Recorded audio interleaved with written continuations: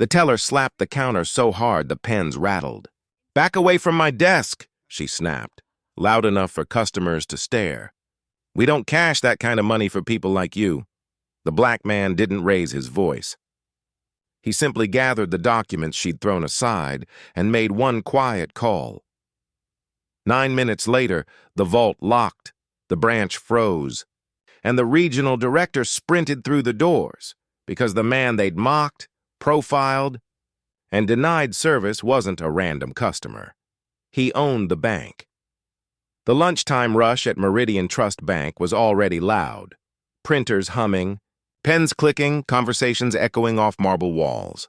But nothing was louder than the sharp, irritated voice of teller Sandra Cole, who slapped a stack of documents onto her counter like she'd discovered a crime. "What is this supposed to be?" she demanded.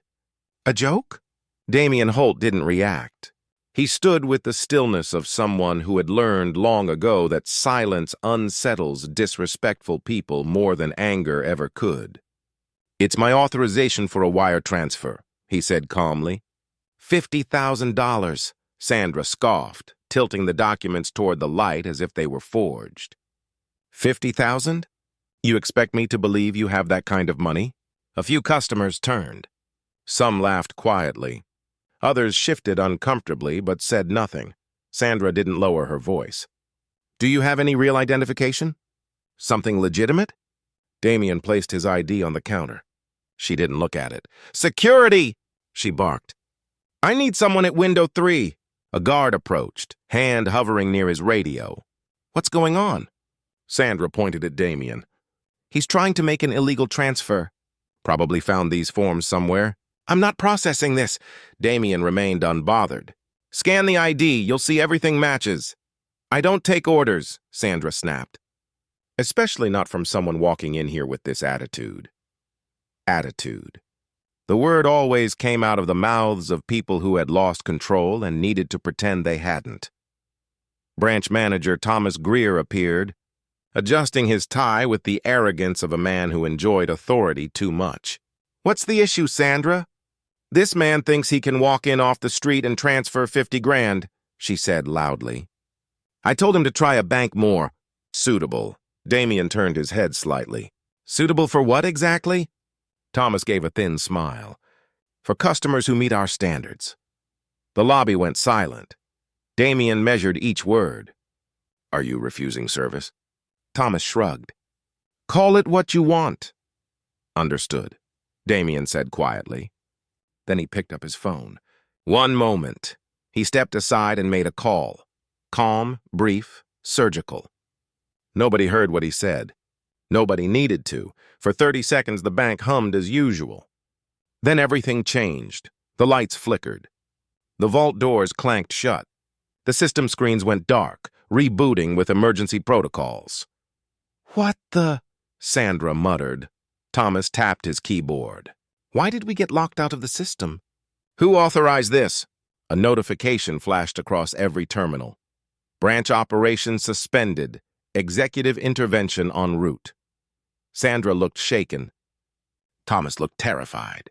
The guard stepped back, suddenly unsure whether he had just attempted to remove the wrong man. 2 minutes later, the glass doors swung open.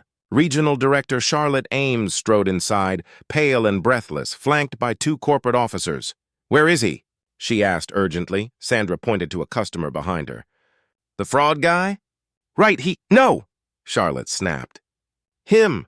She hurried toward Damien like he was royalty.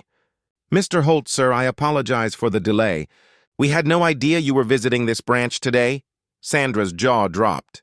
Thomas stumbled backward. Charlotte turned to the staff, voice cutting like steel. "Why was Mr. Holt's transaction blocked?" Thomas stuttered.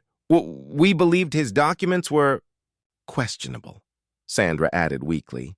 "He didn't look like someone who—" Charlotte raised her hand sharply. Not another word. She addressed the lobby. "This man is not just a customer." She looked directly at Sandra and Thomas. "He is the majority shareholder of Meridian Trust Bank. Every branch, every account, every employee, he oversees the entire institution." Gasps rippled across the room. Even the guard stepped back as if distance could undo what had happened. Sandra's face turned ghost white. I didn't know. That's the problem, Charlotte said. You didn't care to know. Damien finally spoke, every syllable precise. I came here today as a regular client. I expected professionalism, not profiling. Disrespect is unacceptable, toward anyone. Charlotte nodded firmly. Understood. Effective immediately, Sandra Cole and Thomas Greer, you are relieved of duty pending termination review. Security will escort you to collect your belongings. Sandra collapsed into tears. Please, I need this job. If I had known... Damien stepped forward, gaze unflinching. Respect is not reserved for the powerful. You treat every customer with dignity, regardless of your assumptions. Security led the disgraced pair toward the exit. Their walk of shame was recorded by dozens of phones, exactly as they had once enjoyed watching others' humiliation. Charlotte turned back. Mr. Holt, your transfer will be processed immediately in a private office with full accommodations. Damien shook his head. Not necessary. I've already moved the funds to another institution. The staff swallowed hard. They all knew what that meant. Millions in lost deposits. He continued. Expect a board review this afternoon. Not just for this branch, for the entire region. Charlotte bowed her head. We'll be ready. Damien walked to the entrance slowly, each step echoing through a lobby that now understood exactly who had been standing in front of them. Before leaving, he turned back to the crowd.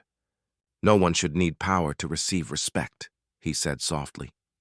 If a system only behaves when watched, it isn't a system. It's a warning. He stepped outside into the sunlight as the doors closed behind him. Inside, the staff whispered in fear. Outside, the city buzzed with the story that would travel across every screen for the next 24 hours. And in the boardroom later that evening, a new policy would be born. Because of one silent man, a phone call, and 9 minutes of truth. If you believe respect shouldn't depend on appearance, prove it.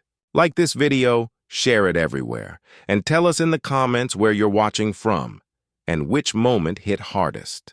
Subscribe today and turn on notifications so you never miss stories where arrogance collapses and quiet power rises.